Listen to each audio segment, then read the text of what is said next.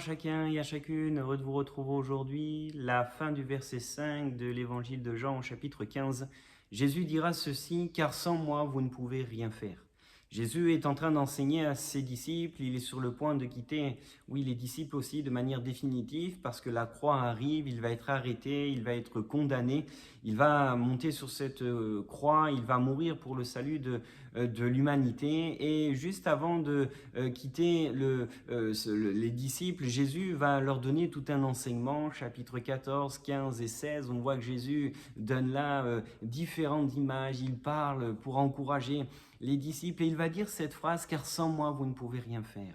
On vit dans un monde justement où on nous dit que l'on peut par nos propres forces arriver dans la vie, être autonome, on peut avancer seul et quoi qu'il arrive, on réussira. Mais la vie nous fait prendre conscience que nous sommes vite limités, la vie nous fait prendre conscience que par nos propres forces, par nos propres capacités, nous ne pouvons rien faire. Et c'est pourquoi Jésus nous enseigne et nous encourage à demeurer en lui, nous encourage à rester attachés à lui. Dans l'évangile de Jean, chapitre 15, du verset 1er au verset 11, vous pouvez voir qu'il y a 11 fois ce mot qui revient demeurer. Et dans l'idée de demeurer, il y a cette pensée de demeure, le fait de rester attaché à Jésus-Christ parce qu'il est celui qui nous donne la vie, il est celui qui nous donne la joie, il est celui qui nous donne son amour. Et je crois que c'est bon qu'on puisse réfléchir un instant et peut-être se poser cette question, mais est-ce que je suis encore attaché au cep, à cette vraie source de la vie, ou est-ce que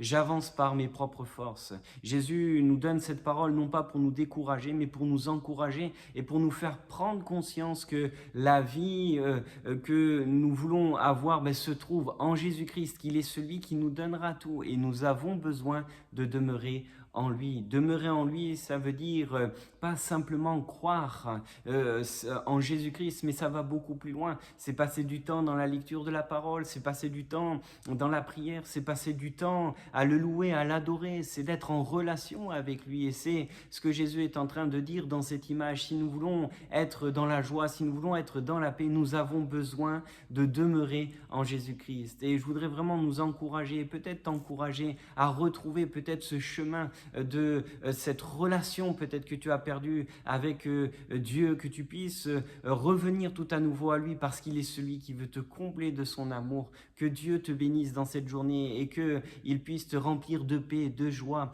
et de sa présence. Que Dieu te bénisse.